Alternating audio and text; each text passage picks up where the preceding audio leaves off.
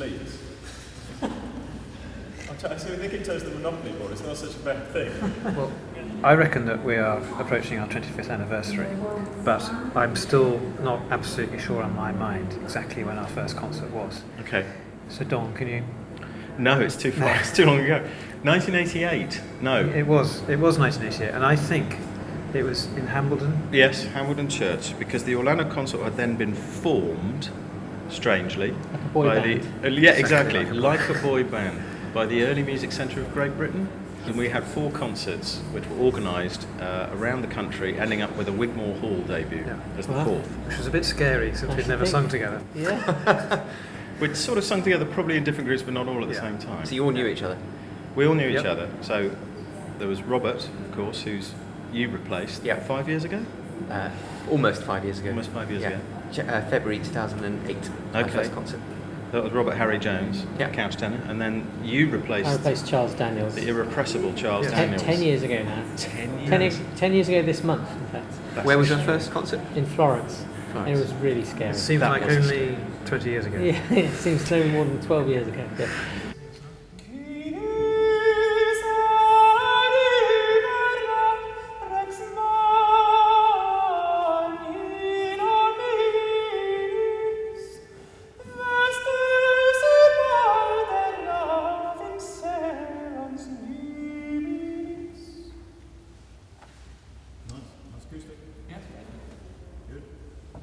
We had to basically approach everything from scratch. Yeah. And that was quite scary. I mean, including, in fact, possibly the first official concert we gave was at Ely in Gloucestershire at an art centre. Right. And somebody came out of the audience and said, "I own a CD company. Would you like to make a CD for me?" It's so unlikely. I remember that so much of, to be honest, a lot of what we did and the way we recorded it was kind of guesswork and intuition. And yet, if I do listen to the CD again, I don't think we've changed so much in our approach. And I think that perhaps we were going on an instinct. You stumbled on it right first time. But it did seem to, set us up with Who were the scholars that first helped you? With the Dimitri, it was Meg Bent was involved. Dan Leach Wilkinson was involved. There was a linguist called David Howlett. David Howlett did all the text and translations, didn't he? Yeah.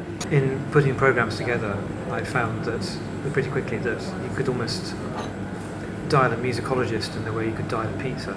That whatever repertoire we did, chances are there was somebody somewhere that would have been devoting a lifetime of research to that particular subject. And we've been very lucky in finding that we've worked with musicologists who view it as a very positive thing that we can sing the fruits of their research in public.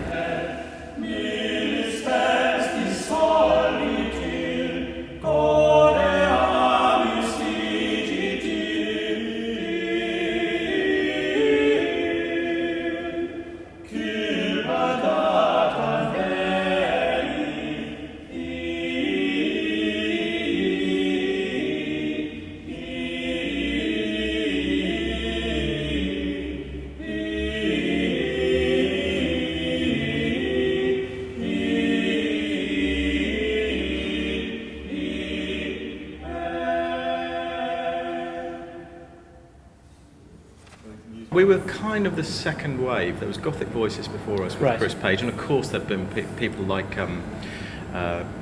Medieval Ensemble of London and so on before then, and David Munro as well. Hilliards were doing medieval stuff as well, but actually the group was put on the map, the Orlando Consort, precisely because they felt there wasn't enough of this music being done vocally. So we kind of surfed that wave. So we weren't, in some ways we were certainly standard bearers, but there were other people behind us sort of pushing us forward. But how did it strike you? I'm intrigued by this, because of course you went through an audition process for us, which feels terribly grand to be asking people to sing. When I started singing this music, I was just struck, a lot of it just struck me as weird. But I remember I don't remember you feeling that. Well, I think, in the same way that you did when you started out, I think I just went with my instinct. I had no academic music to my name at all. I'd never come across anything earlier than about 1500, so trying to sort of sight read in an audition situation, music that was completely unfamiliar. You just got to use your ears and try and get it all to jive in that way, and it suddenly feels right. Hardest thing for me was the languages and the pronunciations and everything, because I'd done a little bit of this music at university. Yeah.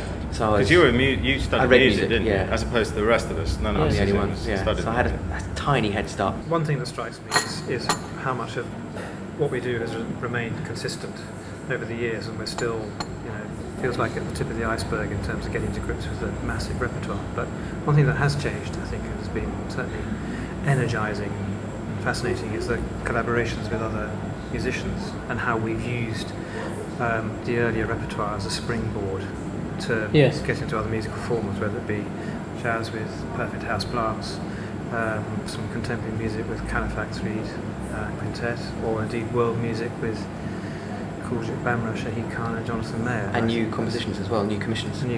Yeah. I think that's been terrifically elevating, really. It's actually really accessible, some of this music. I mean, it's very, very rhythmic. It's not easy. That's the other thing people always say, isn't it? That it's simple. Plain chant. Why didn't it develop for however many 100 years? Well, actually, because it's incredibly beautiful on its own anyway. We work very hard to make it accessible to people in terms of programming and in terms of speaking to the audience and breaking down the fourth wall and indicating we're not just four strange people singing strange music, but we're actually four individuals who actually feel quite strongly about this. And that goes hand in hand with the educational stuff that we do, workshops, especially at universities. Yeah. Just helping spread the word.